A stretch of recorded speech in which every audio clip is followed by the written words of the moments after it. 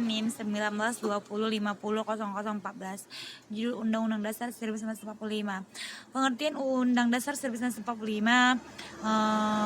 Republik Indonesia tahun 1945 atau disingkat dari UUD 1945 adalah hukum dasar tertulis dan juga konstitusi pemerintah negara Republik Indonesia saat ini.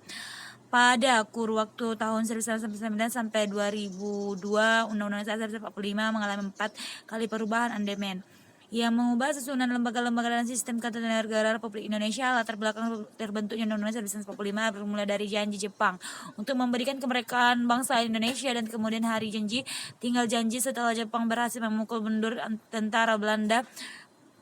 Malah mereka sendiri yang menindas kembali bangsa Indonesia, bahkan lebih sadisnya dari sebelumnya.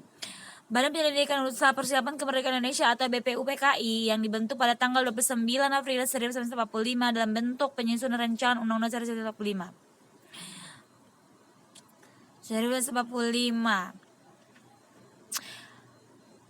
Pada masa sidang pertama yang berlangsung dari tanggal 28 Mei sampai dengan tanggal 1 Juli 1945, Soekarno menyampaikan gagasan tentang dasar negara yang diberikan nama Pancasila. Kemudian BPUPKI membentuk panitia kecil yang terdiri dari 8 orang untuk menyempurnakan rumusan dasar negara. Pada tanggal 22 Juni 1945, 38 anggota BPUPKI membentuk panitia 9 yang terdiri dari 9 orang untuk merancang Piagam Jakarta yang akan menjadi naskah pembukaan Undang-Undang 1945. Sebelum terjadi perubahan atau amandemen atas Undang-Undang 1945 ialah keseluruhan naskah yang terdiri dari susunan atas 3 bagian, yaitu bagian pembukaan alinea pembukaan, 4 alinea batang tubuh yang terdiri dari 16 bab, 37 pasal, 4 pasal aturan pelarian dan 2 ayat aturan tambahan. Bagi yang dalam sidangnya tanggal 18 Agustus 1945 baru meliputi pembukaan dan batang tubuh sejarah, sedangkan penjelasannya belum termasuk di dalamnya. Karena naskah resminya dimuat dari disahkan dari Berita Republik Indonesia tanggal 15 Februari 1946, dan penjelasannya dimaksud telah menjadi bagian daripada Undang Dasar 1945.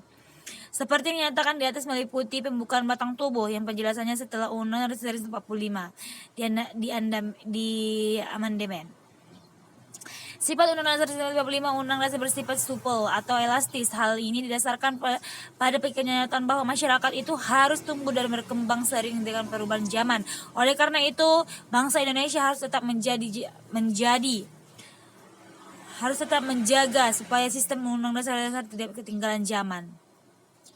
Fungsi Undang-Undang Dasar 1945 di atas telah dibahas tentang apa yang dimaksud dengan Undang-Undang Dasar 1945. Dari Undang-Undang Dasar 1945 mengikat pemerintah, lembaga negara, lembaga masyarakat, dan juga mengikat setiap warga negara Indonesia dimanapun mereka berada, dan juga mengikat setiap penduduk yang berada di wilayah di negara Republik Indonesia. Sebelum Hukum Dasar 1945 berisi norma-norma dan aturan-aturan yang harus ditaati dan dilaksanakan oleh semua komponen tersebut.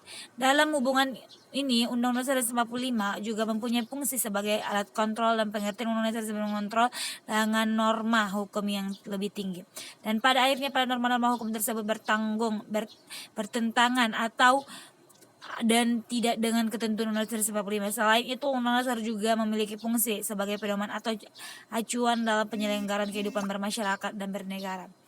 Sekian dari penjelasan saya. Wassalamualaikum warahmatullahi wabarakatuh.